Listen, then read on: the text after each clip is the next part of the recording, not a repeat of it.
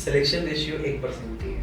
हाँ, वो चेंज नहीं होगा। मैं सबको ये समझाता हूँ कि हाँ। अब कुछ भी कर लो, अगर आप टॉप 10,000 नहीं आए तो नहीं होगा, और वो 10,000 का ही होगा।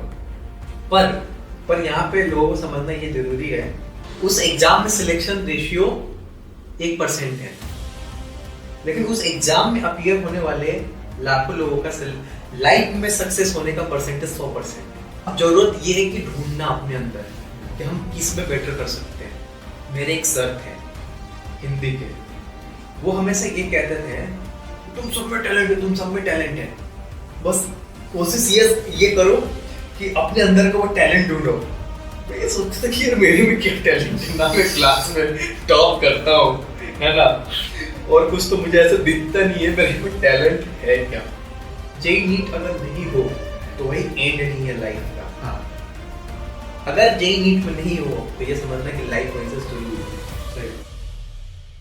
Hello everyone, this is Shoaib Aftab. Welcome back to another podcast. और यार आज के पॉडकास्ट में हमारे साथ है सिड एकेडमी। इनको आप जानते ही होंगे, बहुत सारे वीडियोस में आपने इन्हें देखा होगा। कोटा में जब कोविड के टाइम पे इन्होंने इतना सारा कोटा बेस्ड इंफॉर्मेशन दिया।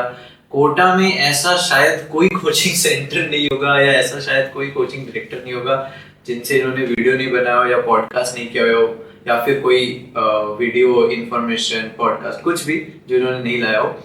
और आज हम इनके साथ पॉडकास्ट करने वाले हैं, है ना सर? कैसा लग रहा है आपको? बहुत अच्छा लग रहा है। मतलब कि ऐसा था कि भाई जब अपन तैयारी करने के लिए गए थे कोटा में, तो ऐसे दीवार पे लिख कर रखते थे टॉपर का नाम ऑल इंडिया रैंक 1 ये वो। लेकिन मैं तो जेईई के प्रिपरेशन के लिए गया था, लेकिन आप जो कि एम्स के टॉपर, नीट के टॉपर, ऑल इंडिया रैंक 1, तो ऐसे इंस्पिरेशन होता है यार कि टॉपर से एक बार मिलना। जब रिजल्ट वगैरह आता है तो मतलब कि सपना होता है, जो भी एस्पायरेंट्स होते हैं जेईई और नीट के, तो अपना भी था। तो आज तो भाई पूरी एक वीडियो ही बन रहा है, पॉडकास्ट ही बन रहा है आपके साथ। तो थैंक्स कि आपने हमें इस लायक समझा और आपने बुलाया पॉडकास्ट। क्रिएटिव फील्ड में जैसे आप हमारे इंस्पिरेशन हुए कि यार यूट्यूब के फील्ड में तो डिफरेंट फील्ड्स के अकॉर्डिंग। बाकी मतलब ये एक मेरे को डाउट है कि आपका नाम क्या है एग्जैक्टली, मतलब क्या आप आज रिवील करोगे फाइनली हमारे ऑडियंस के सामने? ये टॉप सीक्रेट है। हालांकि बहुत लोगों को पता है। अच्छा, बहुत लोगों को पता है। सिड नाम से ही लगता है। सिड एक्चुअली मतलब कि निकनेम है मेरा। आपका निकनेम है? हाँ, वो सिड सभी बोलते थे, तो पूरा नाम कोई ठीक से प्रोनाउंस नहीं कर पाता था। नाम ऐसा सादिक है मेरा। और जैसे कि कोई सिद्दीकी बोल देता था, कोई ये कभी वो, तो मैंने बोला कि यार ये बीच का रास्ता निकालते हैं, नाम निकलवाने से अच्छा ये कि सीडी रख दो यार। तो उसके बाद तो सीडी हो गया। बस अब सिड के नाम से अब फेमस हो गए, कोई अब सिड ही बोलते हैं सब। तो मतलब ग्रोइंग अप आपका कैसा था? मतलब लाइक आप कोटा गए, जैसे आपने बताया था मेरे को पहले कि आप कोटा गए, तो कोटा में आपने प्रेप किया, तो क्या स्टोरीज थी? और कोटा में ऐसा क्या था कि आप फिर इंजीनियरिंग के बाद भी और आपने से बताया कि आप वापस गए, तो आपका क्या स्टोरी था? सबसे पहले जैसे कि सभी कोटा जाना चाहते हैं कहीं ना कहीं जेईई की नीट की जब प्रिपरेशन के लिए। मैं बताता हूँ जरा कि 11th-12th मैंने किया रांची से, जो झारखंड की कैपिटल है। वहाँ मैं born brought up from west Bengal हूँ, फैमिली मेरे पूरी बिहार से है, ठीक है। तो जब बंगाल में रहते थे तो 11th-12th करना था, तो कोटा एफोर्ड नहीं कर सकते थे कि 11th-12th से ही जाए। तो जो नियरेस्ट मुझे जो सही लगा, पटना ऑप्शन था, रांची था, कोलकाता था, तो मुझे रांची लगा, तो मैं रांची चला गया। वहाँ से तो वहाँ से मैंने 11th-12th स्कूलिंग वहीं से की, मैंने 11th-12th की, और साथ में वहाँ से कोचिंग भी कर रहा था मैं रांची में। तो वहाँ पे कुछ मेरे दोस्त थे जो एक क्लास सीनियर थे मेरे से, तो एक दो एलन आ गए, कोटा आ गए कोचिंग के लिए। हाँ, वैसे तो कोई भी पॉडकास्ट होता है तो जनरली कोई नाम नहीं लेता है, बिकॉज वो किसी ना किसी इंस्टीट्यूट के होते हैं। बट आप अभी अपना सेट है, अभी हम लोग किसी का भी नाम ले सकते हैं। एलेनाइट्स तो हाँ, तो एलन में वो चला गया एडमिशन के लिए। तो मैंने भी भाई सोचा कि यार एलन, मैंने भी थोड़ा रिसर्च वगैरह करा एलन के बारे में। तब न्यूज़पेपर सब में वही रहता था। हाँ, और एलन उसमें नया आया था रांची में। अच्छा, रांची में नया पहला उसका सेंटर आया था रांची में। तो वहां से था कि हाँ यार एलएलबी जाना है। तो मैं ना कहीं सोचा भी नहीं, ऐसा नहीं कि मैं ना मुझे ज्यादा उतना कुछ पता था, क्योंकि उस समय एज सच इन्फॉर्मेशन नहीं होता था। और यूट्यूब पे ऐसा कोई था नहीं उस समय जो वीडियो बना रहा हो कि भाई कोटा में कौन सी कोचिंग है, सर लोगों को आज लगता है कि यार ये क्या करता है। लेकिन मैं बताऊं कि मेरे वीडियो से उन लोगों को हेल्प मिलता है जो कोटा जाना चाहते हैं। मतलब कि हाँ, जब जैसे कि अपने को कोई कार खरीदना है तो अपन रिव्यूज देखते हैं, फोन खरीदना है तो अपन रिव्यूज देखते हैं, मुझे लेना है कि नहीं, क्योंकि अपन 20-30 हजार इन्वेस्ट करने वाले होते हैं। हाँ। तो कोटा आना है तो भाई लाखों रुपए का इन्वेस्टमेंट है। तो एक ऑब्वियस रीजन है कि भाई लोग है ना वो सर्च करने जाते हैं तो वो चैनल दिख जाता है।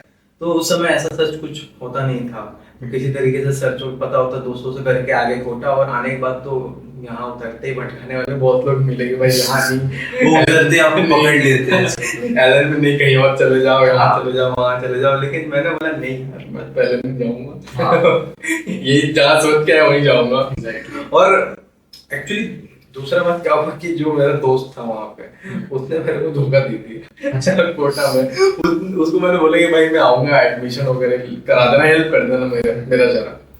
तो यहाँ पहुंचने के बाद एडमिशन तो छोड़ो भाई, तो मिलने से इनकार कर दे, मिला ही नहीं तेरे से वो। क्या क्या रीजन? अरे वो उसने पता नहीं अटपटा से रीजन दिया कि मेरे पीजी में मुझे बाहर नहीं निकलने देते हैं, आउटसाइडर को अलाउड नहीं है, ये वो। और फिर मैंने बोला छोड़ो, कर लूंगा खुद से, क्योंकि पहले भी रांची भी आया था तो अकेले ही मैंने किया था सब कुछ अपना, पीजी वगैरह ढूंढना ये करना। तो आप अकेले ही गए कोटा एंड ऑल? हाँ अकेले ही गया, जाके वहाँ पे एलन विजिट किया, वहाँ पे एलन ऑफिस में, और वहाँ से सारे इन्फॉर्मेशन वगैरह गैदर करके और फिर एडमिशन लिए, क्लासेस वगैरह बाद में स्टार्ट हुए। तो जिस तरीके से भाई सबका सपना होता है, मेहनत करो करो, और जो भी था मतलब कि कोशिश करिए आखिरी दम तक। मैं खुल के बोलता हूँ, कई सारे लोग खुल के नहीं बोलते हैं, अटपटा से रीजन देते हैं। हाँ। जब उनसे पूछा जाता है कि आपका सिलेक्शन क्यों नहीं हुआ, तो लोग क्या होता है कि कोचिंग पे डोज डाल देते हैं कि कोचिंग की वजह से नहीं हुआ, टीचर की वजह से नहीं हुआ, खाना खराब था, ये था वो था। मतलब कि सच्चाई तो ये है कि भाई आप अपने अंदर भी झांक के देखो कि आपने कितनी तैयारी करी। क्योंकि वहां अगर नहीं हो रहा आपका सिलेक्शन तो हजारों का हो भी तो रहा है सिलेक्शन। एग्जैक्टली, मतलब उन्होंने आपका हुआ ना सिलेक्शन, एक्सेप्ट करोगे, हाँ खुद की गलतियों को मानो। रिग्रेट तब रहना चाहिए मन में जब आखिरी दम तक कोशिश किया, और कोशिश करने के बाद सिलेक्शन नहीं हुआ तो ठीक है। मतलब कि रिग्रेट तब हो कि जब आखिरी दम तक कोशिश किया, और मतलब कि आखिरी दम तक कोशिश करने के बाद अगर सिलेक्शन नहीं होता है तो ठीक है, अगर नहीं तो मतलब कि मन में होना चाहिए कि हाँ भाई मैंने कोशिश बहुत की लेकिन सिलेक्शन नहीं हो पाया, पर आखिरी दम तक मैंने कोशिश की थी, तो इतना सेटिस्फिकेशन मन में होना चाहिए। नहीं तो बाद में ऐसा ना हो जाए कि भाई निकलने के बाद की कोशिश नहीं की थी, ये मन में मलाल नहीं रहना चाहिए कि कोशिश मैंने आखिरी दम तक की नहीं थी। तो यही सबको मैं बोलता हूँ कि टेंशन मत लिया करो, जो मेहनत करना यहाँ पे सीखे हो वो जरूर काम आएगा आगे लाइफ में। आज मान लो कि आज मैं जेई नीट से रिलेटेड कुछ इन्फॉर्मेशन अगर दे पाता हूँ तो क्यों दे पाता हूँ, मैंने उस समय पढ़ा ना, उस समय मैंने वो इन्फॉर्मेशन गैदर करा, मैं जाना कि भाई ये एग्जाम कैसे होता है, कब डेट्स आते हैं, काउंसलिंग कब होता है, क्या क्या होता है। अगर ये नहीं किया होता तो शायद पता नहीं होता इतना, मुझे कर नहीं पाता। तो ये था। उसके बाद मतलब कि उतने खास एडवांस तो मेरा क्लियर हुआ नहीं, और जेई मेन में भी उतने कुछ बने नहीं, क्योंकि शुरू से ही मेरा बेस उतना स्ट्रॉन्ग था नहीं। पर मैंने कोशिश बहुत की। आप मैंने जेई मेन लीडर कोर्स में मैंने ज्वाइन किया हुआ था कोटा मेलन में। लीडर मतलब जो 12th वाला हाँ, बैच होता है, 12th के जस्ट बाद वाला, 12 के पास आउट वाला लीडर वाले कोर्स में। तो उसमें मैंने ज्वाइन करके, और एक साल हालांकि टीचर बहुत अच्छे मिले थे, कभी भी मैंने कंप्लेंट नहीं किया, बहुत ही अच्छे टीचर मिले थे। आज भी मुझे वो टीचर्स याद है, और आज भी मैं मिलता हूँ अपने टीचर्स से। तो बहुत कई सारे लोग ऐसा पॉइंट आउट करते हैं यार कि लोअर बैचेस में अच्छे टीचर नहीं मिलते, ऐसा नहीं है यार, ऐसे ऐसे टीचर मिलते हैं ना कि लाजवाब। यही कि यार अगर हमारे अंदर भी तो पोटेंशियल होना चाहिए। हाँ एग्जैक्टली, जाहिर सी बात है, हमारे अंदर पोटेंशियल नहीं है तो यार अब क्या है, एग्जाम क्रैक करने वाला बच्चा तो घर से बैठ के भी कर ले रहा है। हाँ ऑनलाइन अभी। हाँ तो आई फील मतलब ऐसा तो नहीं, सबको ही उस चीज के लिए नहीं बने। मतलब जैसे कि आपने YouTube में इतना अच्छा कर लिया, बहुत लोग अब YouTube के लिए नहीं बने हैं। जैसे कंटेंट क्रिएशन में ऐसे जो बहुत लोग ट्राई कर रहे हैं, इवन कुछ IITians NIT कि लोग भी बहुत लोगों ने ट्राई किया होगा, फेल भी हुए होंगे। पर्सनली मैं भी कुछ को जानता हूँ जिन्होंने ट्राई किया, कंटेंट क्रिएशन में इतना कुछ नहीं कर पाए। तो वो डिफरेंट फील्ड के लिए डिफरेंट एक्सपर्टीज स्किल सेट चाहिए होता है, मेरे को भी ये डेफिनेटली लगता है। तो जब कॉलेज गए, हम्म बीटेक बीटेक मैंने किया है माइनिंग इंजीनियरिंग से। ऐसा नहीं कि कॉलेज ड्रॉप आउट हूँ, प्रॉपर डिग्री है BTech की। तो भाई जॉब सेफ है, कहीं भी जॉब कर सकते हैं आज। तो अब जब कॉलेज में था ना तो फर्स्ट ईयर से ही चालू था, ऐसे एक मैंने वीडियो डाल दिया था 2017 में ही, जब मैं कॉलेज में गया था, कि माई कोचिंग, और बहुत सारे फोटोज वगैरह ले लिए थे, एडिटिंग तो कुछ आता नहीं था, उन सबको डाल दिया था मर्ज करके कि भाई ये देख लो, फैमिली वालों को शेयर करने के लिए, ये मेरी कोचिंग है। पर वो ना वो थोड़ा वायरल हो गया। अच्छा, थोड़ा ज्यादा नहीं, ये नहीं कि 1-2 मिलियन आ गया, हालांकि 10-20 हजार व्यू आ गए उस उस टाइम पे तो जीरो सब्सक्राइबर्स के लिए तो मतलब हाँ, 10-20 हजार बहुत बड़ी बात होती सही है। बात। तो एक दिन मैंने देखा कमेंट आए, वो कमेंट का नोटिफिकेशन देखा, मैंने क्लिक करा तो यार वीडियो से कमेंट सेक्शन में आ गया वहां पे। मैंने बोला ये जादू कैसे हो गया, क्योंकि मेरे को दूर दूर तक उम्मीद नहीं थी कि व्यू आएंगे, वो एंगल था ही नहीं, सोच था ही नहीं, वो कभी नहीं था। कॉलेज में आज भी वीडियो चैनल पे एग्जिस्ट करता है फर्स्ट वीडियो, हाँ, my coaching Allen best coaching, इस तरीके से कुछ टाइटल है। तो उस पे कमेंट्स थे और 19 सब्सक्राइबर थे उस वीडियो से, अभी भी याद है 19 सब्सक्राइबर, 20 से कम। तो वहां से मुझे एक इंस्पिरेशन मिला कि यार कर सकते हैं, कुछ तो चाहिए लोगों को जो है नहीं, जो लोग जानना चाहते हैं, डिमांड दिखाओ, कुछ तो चाहिए। तो उस समय नहीं पता था कितना स्केलेबल होगा। मेरे पास आज भी स्क्रीनशॉट है उस टाइम का, जब एक महीने हो जाते थे और मेरे वीडियो पे 150-200 व्यू रहते थे।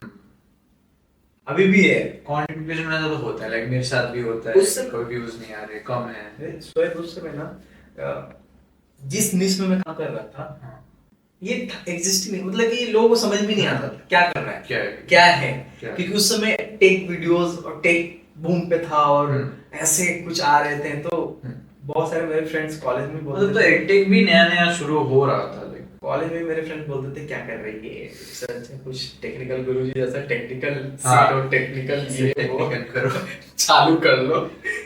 कोशिश भी की, हालांकि अच्छा रिव्यू भी किया Amazon फ्लिपकार्ट, ऐसे वो वीडियो भी हटा लिया है मैंने। अच्छा, आपको पता है उन वीडियो पे कितने व्यू थे उस समय? किसी पे 1 लाख, किसी पे 2 लाख उस समय, उस 2017 में। तो फिर उस डायरेक्शन में क्यों? नहीं, एक्चुअली कॉपी कर रहे थे ना दूसरों को, न्यू कुछ नहीं था, तो कॉपी कर रहे थे, तो मतलब कि 2-4 वीडियो पर ब्लैंक हो जाते थे, समझ में नहीं आता था क्या करें। लेकिन कोटा का जो फील्ड था वो एक्साइट करता था कि हाँ यार ये चीज आता है, ये आज कर सकते हो और आज से 4 साल बाद 10 साल बाद भी इस पे कंटेंट कर सकते हैं, बिल्कुल ऐसा वाइब आता था अंदर से। तो फिर एक एक कमेंट पे मैं वीडियो बना देता था उस समय, और वो एक कमेंट पे और 10 लोगों को लेके आता था, वो 10 लोग और 100 को लेके आते थे। तो ग्रेजुअली बढ़ते बढ़ते जब कोविड लॉकडाउन 2020 का समय आया, उस समय तो महीने 2 महीने में एक आध वीडियो डाल देता था। तो उस समय कम से कम 17 से 20 हजार सब्सक्राइबर थे मेरे, 20,000 2020 में। तो कोविड के समय आया तो एकदम से अचानक से ट्रैफिक आ गया चैनल पे और लोग पूछने लगे कोटा के बारे में कि क्या चल रहा है, कब खुलेगा, ये वो। तो मैंने भी न्यूज देने चालू कर दिया और वो वीडियोस काफी अच्छे चल रहे। पहली बार पोटेंशियल मुझे दिखा, मतलब कि 17, 18, 19, 20 लगभग 3 साल के बाद, 3 साल के बाद चौथे साल में मुझे थोड़ा सा दिखा पोटेंशियल कि हाँ यार है, कुछ तो है, कर सकते हैं। कोटा में थे आप तब? नहीं, उस समय से पहले ही कॉलेज में ही था, पहले से या कॉलेज से ही बना लेते, कोटा कॉलेज में ही था तब से ही। तो उस समय फिर लोगों ने कहा कि कोटा के बारे में दिखाओ, तो फिर मैंने ट्रैवल करना चालू किया। तो उस समय तो इतना डर था कि लोग गेट भी खोलना होता तो ऐसे नहीं खोलते थे, ऐसे लगा ऐसा डर था। तो उस टाइम में, उस फियर में मैंने ट्रैवल करना चालू किया, कोटा के बारे में दिखाना कि फ्लाइट से कैसे आ सकते हो, बस से कैसे आ सकते हो, ट्रेन से कैसे आ सकते हो ट्रैवलिंग के लिए। फिर इंटर स्टेट, कौन कौन से स्टेट्स के बीच में बॉर्डर खुले हुए हैं, मतलब एक स्टेट से दूसरे स्टेट के बीच में। हाँ, तो वही कि बहुत सारे कि कहाँ कहाँ का कौन कौन के स्टेट से एंट्री चालू है, एंट्री चालू नहीं है, क्योंकि सारे स्टेट अपने अपने गाइडलाइंस अलग अलग लेके आ रहे थे। हाँ, उस टाइम पे कोविड के टाइम पे बहुत कुछ था। तो आप उस टाइम पे पहुंच गए, मतलब पहुंच गए कोटा, और कोविड के टाइम तो जानते तो किसी को थे नहीं, तो ऐसे सड़कों पे घूम के वीडियो बनाते रहते थे, ऐसे फोन पकड़ के। मैं आपको बताता हूँ, आज तो सभी जानते हैं, ठीक है, आज लोगों को दिखता है कि यार इतने लोगों के साथ वीडियो बना रहा हूँ, लेकिन जब स्टार्टिंग में मैं आया था मैं किसी को नहीं जानता था। अब जो मेरे कोचिंग में टीचर्स थे उन्हीं को जानता था। अब वो भी कहाँ पढ़ा रहे हैं पता नहीं, क्योंकि एलन की बहुत सारी बिल्डिंग है कोटा में। हाँ, ऑब्वियस। अब वो टीचर किस बिल्डिंग में पढ़ा रहे हैं मुझे थोड़ी ना पता है। हाँ। नहीं उनका कांटेक्ट नंबर मेरे पास। हाँ। तो मैं क्या करता था कि ओला और उबर जो बाइक होता है ना, जो हाँ, कैब मैं बाइक होता है, रैपिडो चलता है कोटा में बहुत। हाँ, मैं खुद उससे ट्रैवल किया। तो रैपिडो वगैरह से हाँ। ये बुक करके, और लैंडमार्क से राजीव गांधी नगर से सुपर कोविड से चल रहा था। हाँ, चल रहा था। तो ये सबसे कोविड से पहले भी एक बार आया था 2020 में, करीबन जनवरी फरवरी के टाइम में। तो उस समय थोड़ा बहुत, लेकिन बोर्ड्स के टाइम पे मेरे में फेब में था, जिस समय लोगों पर डिमांड आया था कोविड में, उस समय प्रॉपर में कर रहा था वहाँ, जब वो पोस्टपोन हो रहा था नीट बार बार। तो आपने उसके भी डाले होंगे नीट हाँ, पोस्टपोन सबका। तो ऐसे ऐसे करके मैं इंफॉर्मेशन शेयर करते रहता था, मतलब कि बाइक वगैरह में घूम घूम के, और इस तरीके से ओला में और उबर में। तो फोन वोन से ही करते रहते थे, क्योंकि उस समय तो ऐसा कैमरा और ऐसे लोग किसी को जानते नहीं थे। हाँ। एक हॉस्टल में जाते थे तो छुप छुप के वीडियो बनाते थे। एक बार एक हॉस्टल वाले ने छीन भी लिया था फोन। अच्छा। फोन मेरे से लेके गुस्सा हो गया, वो कैसे वीडियो बना दिया है ना, डिलीट करो इसको। हॉस्टल वो रेड टाइप जैसे आप बनाते हो कि क्लास उसमें से अपनी वीडियो नहीं, पूरी गैलरी खाली कर दी थी मेरी। अरे जो जितने मैंने वीडियो, क्योंकि एक तो मैं बाहर से आया था, हाँ। तो जितने वीडियो मैंने रिकॉर्ड करे थे सब उसने डिलीट कर दिए। तो मेरे को बहुत बुरा लगा। और ठीक है यार, अब क्या कर सकते हैं, उनको जो सही लगा उन्होंने किया, लेकिन कभी मैंने उनकी बुराई नहीं करी। हाँ। मैंने बोला कि छोड़ो यार जो उनको सही लगा करने दो। फिर उसके बाद क्या होता है, एक्चुअली उस समय क्या था ना, मतलब कि लोग समझते नहीं कि क्या करेगा, कोटा में क्या वीडियो बनाना है, कोचिंग में क्या वीडियो बनाना है, क्या करना क्या है, क्लियर नहीं हो पा रहा था। हाँ, क्लियर मुझे भी नहीं था, लेकिन था कि हाँ यार कुछ ना कुछ करना है, बच्चों तक मैसेज पहुंचाना है। तो वो करते गए, और उसके बाद तो फिर धीरे धीरे करके बाकी जगह भी वेलकम किया गया, हर इंस्टीट्यूट में मुझे मौका दिया गया, हर डायरेक्टर्स ने टाइम दिया, तो करते गए, और आज तो आपके सामने। तो इंस्टीट्यूट्स मतलब क्या आपने उनको अप्रोच किया, उन्होंने आपको अप्रोच किया, क्या रहता था? स्टार्टिंग में तो मैं ही करता था सभी को अप्रोच। स्टार्टिंग में मैं ही सबसे रिक्वेस्ट करता था कि भाई इंफॉर्मेशन शेयर करता हूँ, और आप सभी का टाइम चाहिए। तो कभी किसी ने मना नहीं किया आज तक, सबने ही वेलकम किया। उस टाइम पे तो सब चाह भी रहे होंगे, बिकॉज ऑलरेडी बहुत इश्यूज हो रहे थे कोटा में। तो अभी क्या सीन है कोटा में, मतलब लाइक बहुत नेगेटिविटी सुनने को आ रही है, जैसे मेरे को बताते कुछ लोग, क्योंकि मैं भी चैनल पे वीडियोस बनाता हूँ, कमेंट्स आ रहे हैं, तो और न्यूज़ भी आ रही है बहुत नेगेटिव कोटा के अराउंड। अभी बहुत तो नहीं, मतलब लाइक मेनली वही कि सुसाइड्स एंड ऑल। तो क्या एग्जैक्ट क्या चल रहा है एक्चुअली यार कोटा में?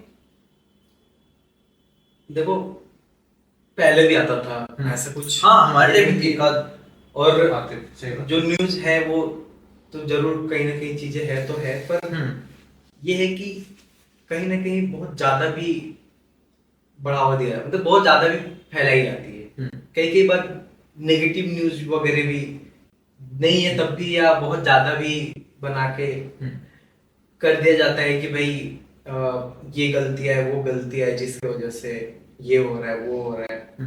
पर यहाँ पे आप दोष किसको दोगे? मतलब कि यार, खैर मैं कभी बोलता नहीं हूँ, लेकिन खैर आपके प्लेटफॉर्म पे जो कि आप भी कोटा से पढ़े हो, हाँ, तो आप एक बात बताओ कि कोचिंग कैसे गलत हो सकता है? कोचिंग का तो मेरे को रोल ही सिर्फ 10% लगता है। मैं तो अभी भी स्टूडेंट्स को यही बोलता हूँ कि पढ़ाई, आपको कोचिंग सिर्फ एक रास्ता दिखा सकता है कि ये पढ़ना ही इम्पोर्टेंट है, जो शॉर्टेस्ट तरीका है, शॉर्टकट जो एक्चुअली में तो शॉर्टकट नहीं है, बट काइंड ऑफ अगर आपको बहुत सारे रास्ते हैं, तो आपको जो शॉर्टेस्ट रास्ता है वो बताएगा कि इस तरीके से कर लो, बट 90% तो सेल्फ स्टडी का ही रोल होता है।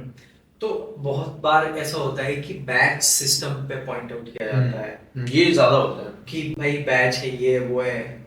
तो यार कोचिंग, फिर कोचिंग के एग्जिस्टेंस की मतलब क्या?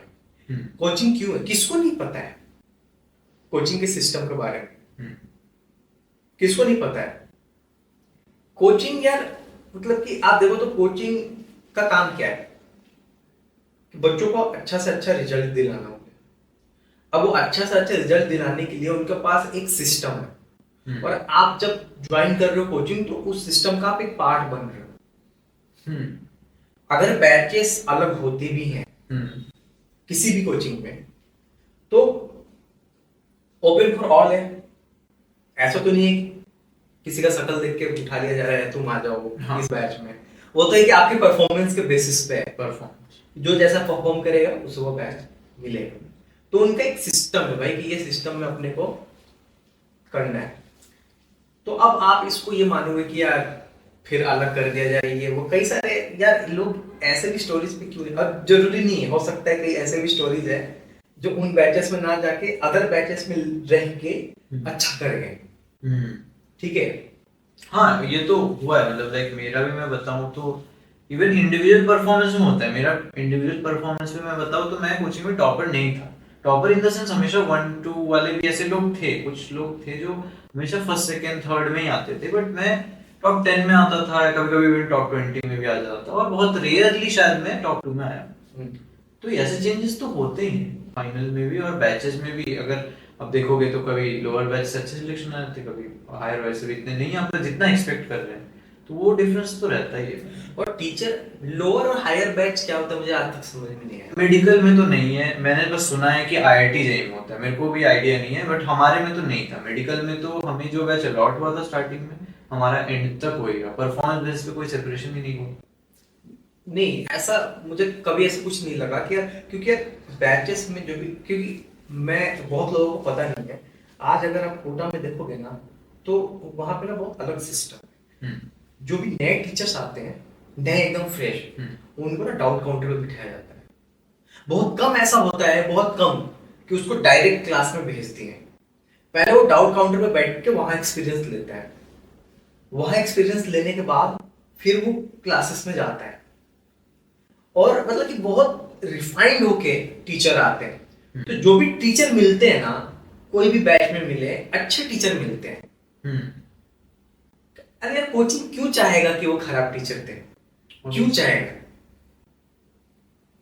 क्यों चाहेगा? उसे तो रिजल्ट करना है ना यार, कि अच्छे से अच्छा रिजल्ट हो मेरे इंस्टीट्यूट से, कि मेरा भी इंस्टीट्यूट का नाम हो। तो वो क्यों चाहेगा कि हम खराब टीचर्स दें? तो ऐसा सच कुछ नहीं है। टीचर आप में पोटेंशियल होना चाहिए यार। अगर आप में पोटेंशियल हो तो फिर तो बहुत है, बहुत है। फिर तो आपका कोई ऐसा रीजन है क्या कि इस साल ही ऐसा हुआ? मतलब क्या ऐसा हो सकता है कि मे बी, मतलब मेरे को जहाँ तक समझ आया, like maybe cut off आ ही जा रहा है, और मे बी बिकॉज अब सोशल मीडिया इतना यूज हो रहा है तो लोग बहुत ज्यादा, मे बी मेरे को ये दो एक आध रीजन लगे कि लोग बहुत, या तो डिस्ट्रैक्ट, कुछ लोग काफी डिस्ट्रैक्ट हो गए और उस चीज का प्रेशर वो हैंडल नहीं कर पा रहे थे बाद में, और कट ऑफ भी हाई जा रहा है। आपको क्या लगता है? यार पता सब कुछ सब है, ऐसा बात नहीं है कि बच्चे को पता नहीं है। बच्चा ना कंफ्यूज है। कई सारे बच्चे ना कंफ्यूज हो जाते हैं। वो फोन जो है ना, स्मार्टफोन जो है ना, स्मार्टफोन में और बहुत सारी ऐसी एक्टिविटीज है जिसमें बच्चे जो है ना कहीं ना कहीं वो इन्वॉल्व हो जाते हैं। कुछ केसेस ऐसे भी होते हैं, क्योंकि यार मल्टीपल रीजन है जब ऐसी चीजें होती हैं। कुछ बच्चे गलत ट्रैक पे चले गए, या कभी पेरेंट्स ने उस पर उतना ध्यान नहीं रखा, या किसी पे पेरेंट्स का प्रेशर ज्यादा आ गया, या किसी रिलेशनशिप का प्रॉब्लम है। मल्टीपल रीजन है कुछ भी होने का। पर और बच्चों को देखो तो आज के दिन में कई बार कहा जाता है कि मोटिवेशन का कमी है, गाइडेंस नहीं है, ये है वो है, नहीं है ये। तो आज के दिन में क्या अवेलेबल नहीं है मोटिवेशन के नाम पे? एक बार आप स्मार्टफोन खोलोगे, संदीप महेश्वरी से लेके हर चीज अवेलेबल है, सब कुछ पता है बच्चे को।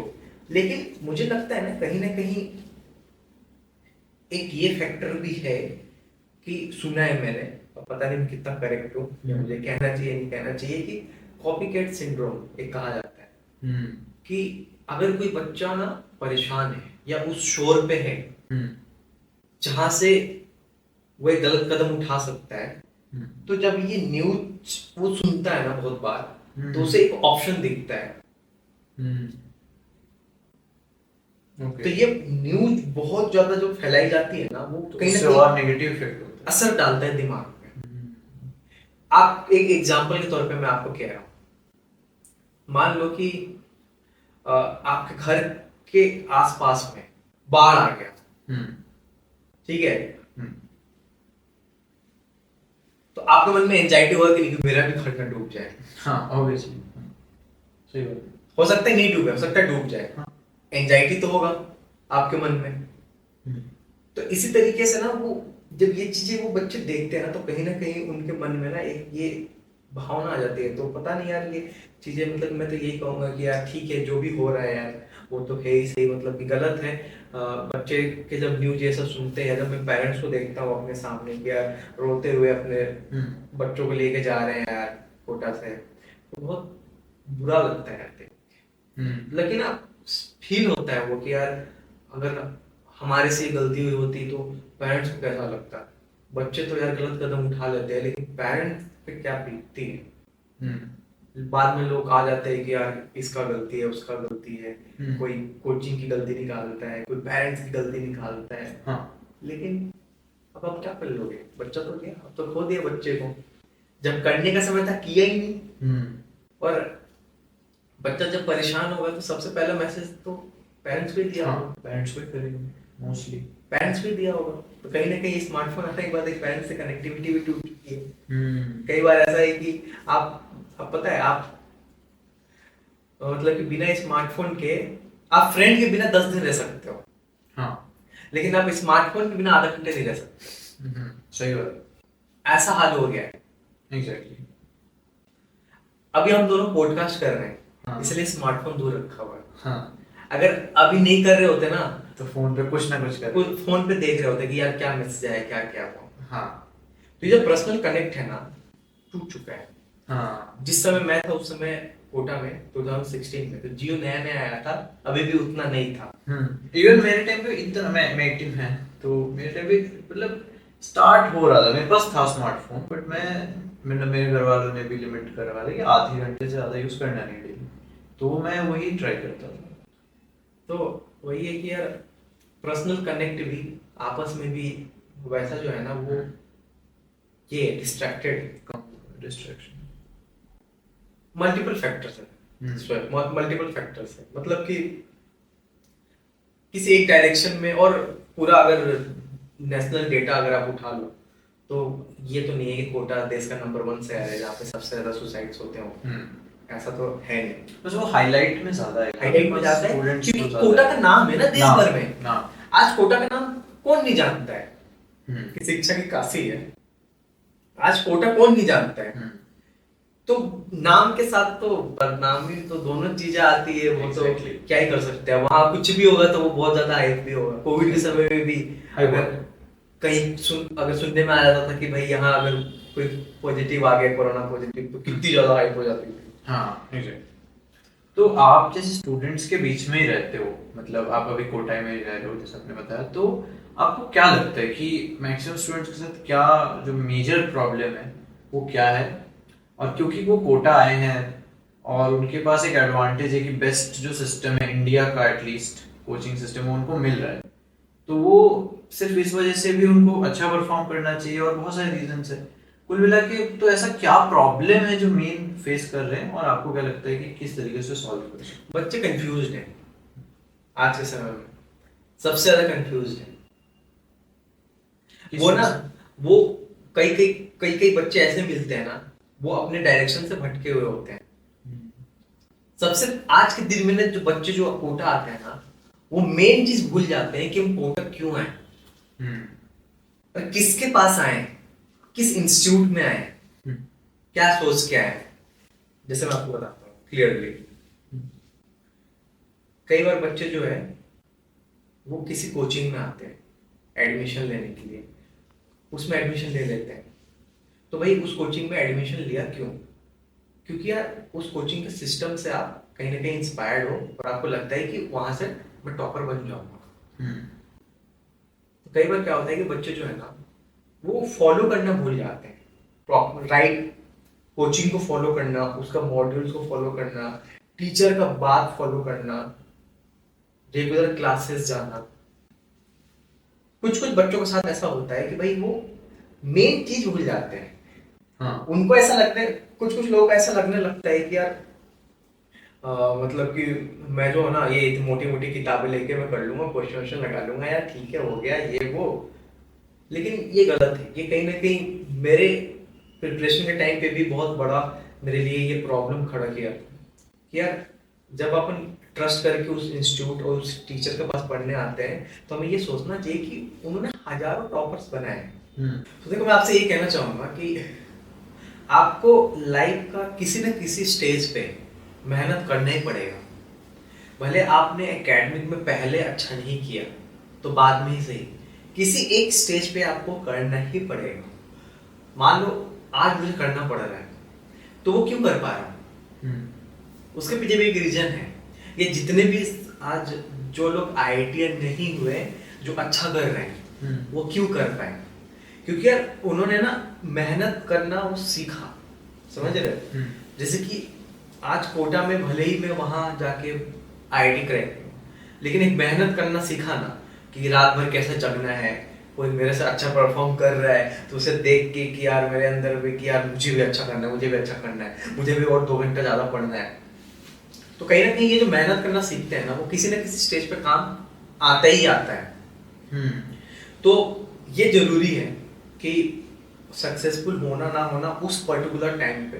कई सारे लोग अपन ऐसे सुनते हैं मोटिवेशनल कहानी की जो 50-50 60 साल की उम्र में बहुत सारे लोग जो आज के यूथ हैं KFC जो आउटलेट वो जाते हुए खाने के लिए। हाँ। एक बूढ़े का फोटो देखते होंगे। हाँ। तो उन्हें पता है वो लाइफ में कितने बार फेल होने के बाद बुढ़ापा में जाके वो सक्सेसफुल हो पाए और इतना बड़ा उन्होंने एक फूड चैन बनाया कि आज वर्ल्ड के लगभग हर कंट्री में KFC का आउटलेट है।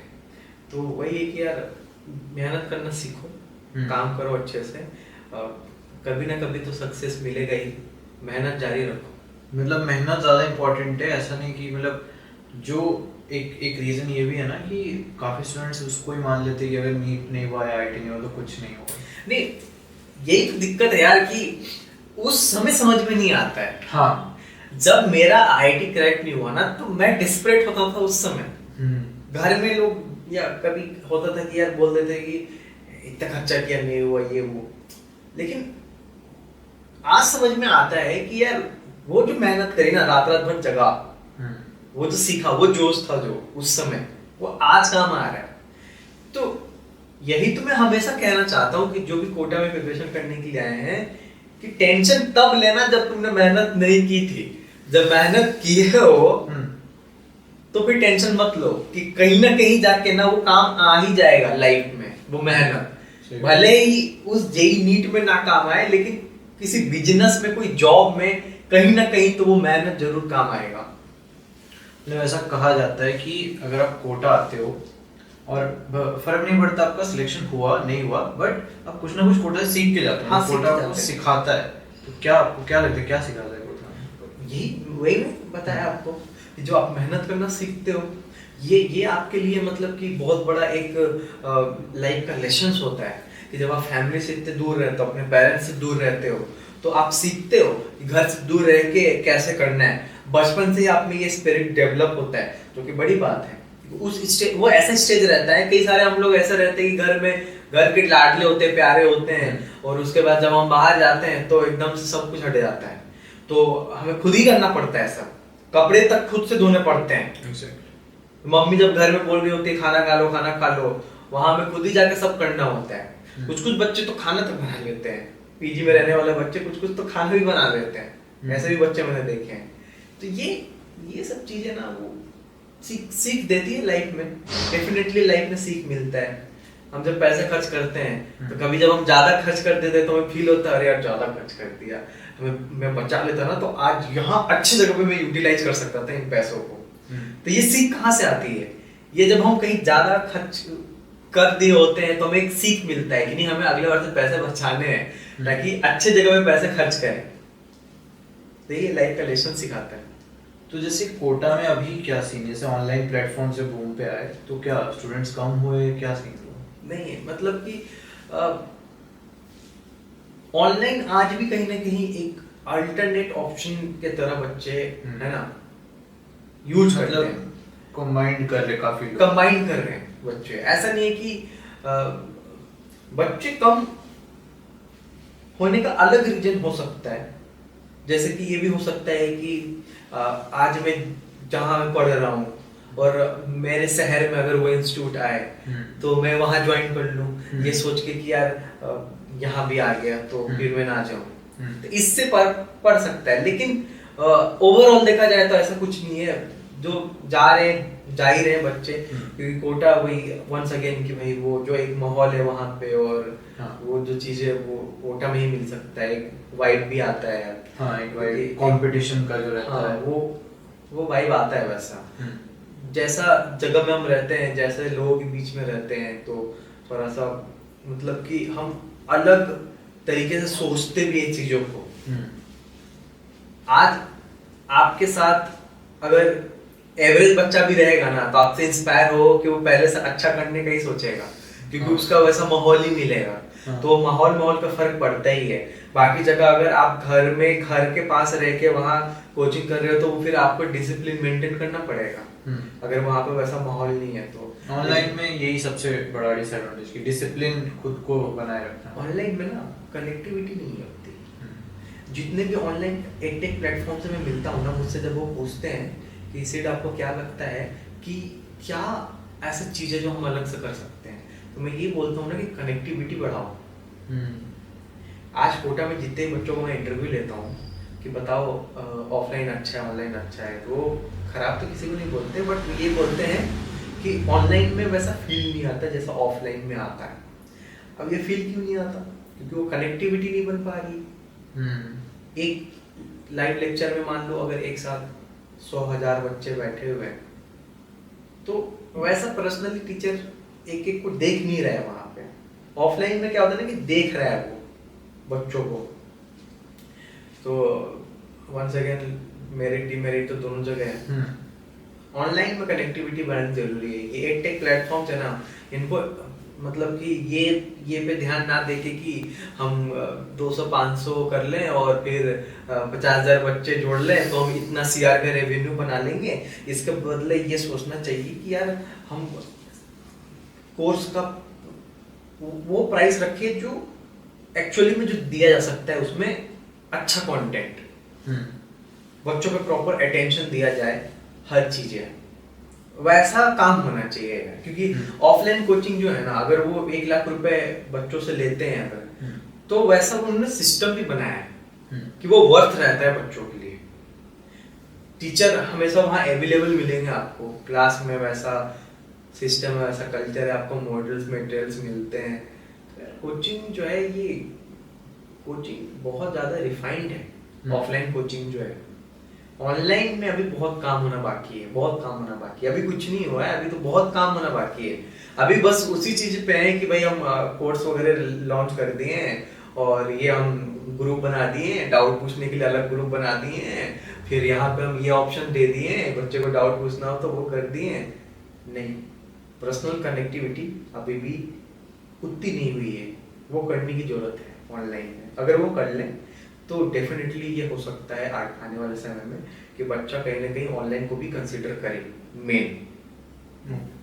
एक लास्ट क्वेश्चन कि आप इतने सारे कोचिंग के फाउंडर से मिले हो, इतने सारे जो एडुकेटर्स हैं जो काफ़ी हाई लेवल पे उनको माना जाता है कि लाइक वो फेमस है बहुत ज़्यादा, वो अच्छा पढ़ाते हैं, उनको स्टूडेंट्स पसंद करते हैं, उनको इवन उनके कॉलीग्स पसंद करते हैं, प्लस जो कोचिंग के ओनर्स है, डायरेक्टर्स है, तो आपको क्या लगा कि जो जितने भी लोग सक्सेसफुल हुए इस फील्ड में तो उनमें क्या कॉमन है? और इन जनरल भी अगर आप किसी सक्सेसफुल पर्सन को डिफाइन करते हो तो उनमें क्या ऐसी क्वालिटीज़ हैं जो सबको उससे सीखना चाहिए? एक्चुअली ना उन्होंने शुरू से ही वो प्रॉब्लम्स को, वो जो गैप था ना, गैप को फील किया है उन लोगों ने। पहले से ना वो मनी माइंडेड नहीं रहे, पैसों के बारे में उन्होंने सोचा नहीं पहले से। आज जो भी बड़े इंस्टीट्यूट्स हैं ना, वो कुछ ना कुछ वो एक मिशन से वो लोग आगे आए। अगर वो मिशन नहीं रहता ना तो वो आज इतने सक्सेसफुल नहीं होते। अगर मैं भी, जैसे मैं अपना बताता हूँ, आपको बताया कि अगर मैं पहले दिन से ही सोच लिया होता पैसे और ये वो, तो आज मैं नहीं कर पाता जो भी मैं कर पा रहा हूँ। कहीं ना कहीं मुझे वो एक एक बच्चों का कमेंट जो था ना, वो कहीं ना कहीं एक्साइट करता था और मैं वीडियो बनाता था, वो आज तक मुझे मोटिवेटेड रखा है। क्योंकि मुझे अच्छे से पता है, मैंने ना अपने लाइफ का एकदम वो फेज भी देखा है जब मुझे एक एक महीने में 100 व्यू आते थे, जब 2-2 दिन मेहनत करके मैं वीडियो बनाता था। तो मेरे लाइफ में इस डाउनफॉल कितना आएगा अब, डाउनफॉल आएगा तो क्या होगा, मेरे 100-200 व्यू आए तो वो तो मैंने देख ही रखे हैं पहले। सही बात। तो मैं तो डिमोटिवेट होना नहीं, क्योंकि फेलियर से ही मैं सीख के आगे मैं आया हूँ। तो उन्होंने ना एक सोसाइटी में कमियों को पूरा करते करते करते करते एक सिस्टम बनाते हुए उन्होंने कोचिंग कल्चर को और बढ़ावा दिया, और बच्चों को इस तरीके से एक ऐसा सिस्टम बनाया कि बच्चे वहां पे आए, आके पढ़ें, पढ़ने के बाद टॉपर बन पाए, स्टडी मटेरियल का लाया, डेली प्रैक्टिस पेपर वगैरह, ये सारी चीजें, बहुत इनोवेटिव चीजें, बहुत सारे इनोवेशंस वगैरह किए। कर करके एक बच्चों को जो नीड थी, जो डिमांड था, वो मतलब कि कहीं भी जो भी चीज बड़ा हुआ है ना, वो कहीं ना कहीं जो भी लोग बड़े हुए हैं या जो भी कंपनी बड़े हुई है, मैं पर्सनली यही सीखा हूँ कि वो सोसाइटी का कुछ ना कुछ कमी था जिसको उन्होंने फुलफिल किया है, और वो बहुत यूनिक चीज थी और लोगों ने उसे एक्सेप्ट किया है, तब वो है सक्सेसफुल। वो पैसे उनके लिए मैटर नहीं करते। जितने भी बड़े लोगों से मैं मिला हूँ ना, उनके लिए पैसों से ज्यादा ये मैटर करता है कि यार ये कौन सा कमी को पूरा कर सकते हैं। और जिनके लिए पैसे मैटर करते हैं ना, उनका शॉर्ट टर्म ही गेम होता है। बहुत सारे मैंने एडटेक प्लेटफॉर्म्स को देखे हैं, आए चले गए, सही। पर जिन्होंने जेन्युइनली जिन्होंने बच्चों के फेवर के बारे में सोचा है, वो एग्जिस्ट करते हैं और करेंगे। ओके। और अगर आप एक टिप देना चाहो, आज जैसे हमारे जो ऑडियंस है वो मोस्टली नीट की तैयारी कर रही है या जेई के थोड़े बहुत हो सकते हैं, बट उन ऑडियंस के लिए अगर आप कोई ऐसा टिप देना चाहो कि जो उनके इन जनरल लाइफ में काम आए, बिकॉज नीट जेई का तो मैं डिस्कशन करता रहता हूँ, इन जनरल लाइफ के लिए कोई टिप देना चाहो? यार मैं तो अपने आप से देता हूँ। कई बार क्या पता आपको ही बच्चे कमेंट सेक्शन में बोलेंगे किसको बुला लिया, कौन है ये। खैर मतलब मुझे तो हमेशा ऐसे मिलते रहता है। पर ये बात समझना जरूरी है कि सिलेक्शन रेशियो 1% ही है। हाँ, वो चेंज नहीं होगा। मैं सबको ये समझाता हूँ कि आप कुछ भी कर लो, अगर आप टॉप 10,000 नहीं आए तो नहीं होगा, और वो 10,000 का ही होगा। पर यहाँ पे लोगों को समझना ये जरूरी है, उस एग्जाम में सिलेक्शन रेशियो 1% है, लेकिन उस एग्जाम में अपीयर होने वाले लाखों लोगों का लाइफ में सक्सेस होने का परसेंटेज 100%। समझ रहे हो आप? सही बात। अब जरूरत ये है कि ढूंढना अपने अंदर कि हम किस में बेटर कर सकते हैं। जेई नीट में कोशिश किया, जेई नीट में मैंने ढूंढा, नहीं हो पाया। अब जरूरत ये है, मैं आपको बताता हूँ कि जब मैं स्कूल में था तो मेरे एक सर थे हिंदी के, वो हमेशा ये कहते थे तुम सब में टैलेंट है, तुम सब में टैलेंट है, बस कोशिश ये करो कि अपने अंदर का वो टैलेंट ढूंढो। मैं ये सोचता था कि यार मेरे में क्या टैलेंट है, ना मैं क्लास में टॉप करता हूँ, है ना, और कुछ तो मुझे ऐसा दिखता नहीं है मेरे में टैलेंट है क्या। पूरा बचपन यही सोचने में बीत गया कि क्या ही टैलेंट है। तो कभी कभी मैं क्रिकेट खेलने चला जाता था, सोचता था कि क्या पता क्रिकेट में ही मेरा टैलेंट है, पर वैसा कुछ था नहीं। कभी फुटबॉल लेके निकल जाता था, कभी कुछ, कभी शायरियाँ लिख रहा हूँ, कभी कुछ और कर रहा हूँ, कहीं तो टैलेंट निकलेगा। हाँ, लेकिन नहीं निकले। पर ये है कि वो लाइफ में एक्सपीरियंस लोग होते हैं, तो अपने अंदर काम करते रहो, मेहनत करते रहो, जो भी सामने जो भी चीज़ें मिले उसे करते रहो, और अपने अंदर हमेशा से एक ये होना चाहिए ढूंढने का नजरिया कि मेरे अंदर क्या है, क्या मैं कर सकता हूँ। अगर कुछ भी लगे कि हाँ ये वो एक ना एक स्टेज पे मिल जाता है लाइफ में आने के बाद। किसी को बचपन में मिल जाए, किसी को मान लो कि 20-30 साल की उम्र में मिले, किसी को 40 में मिले। अब ज्यादा एक्सपीरियंस तो हम लोग भी नहीं है। हाँ, कि हम लोग कोई बाबा दादा जैसा बात करें कि लाइफ में बहुत जी लिए, हाँ, बहुत ज्यादा एक्सपीरियंस है, लेकिन जितना भी है हम्म, कि जेई नीट अगर नहीं हो तो वही एंड नहीं है लाइफ का। हाँ अगर जेई नीट में नहीं हो तो ये समझना कि लाइफ वहीं से शुरू हुई है। सही बात। अब इसके आगे ढूंढना है कि किस फील्ड में मैं और क्या कर सकता हूँ, और जिस भी फील्ड में जाओ हमेशा ये मन में रखो कि पुराने जो फील्ड से आया था उसमें मेहनत किया था। ये नहीं आना चाहिए कि उसमें मेहनत नहीं किया था, उसमें मैंने टाइम पास किया था, फांकी मारा था। जैसे बोलते हैं ना फांकी हाँ। मारना मतलब टाइम वेस्ट करना। हाँ सही बात। टाइम वेस्ट नहीं किया था। तो फिर उसके बाद आप डेफिनेटली कुछ ना कुछ ऐसा होगा जिसमें आप अच्छा करोगे। सभी करते हैं, सभी बिल्कुल। करते हैं और अच्छा करेंगे ही लोग।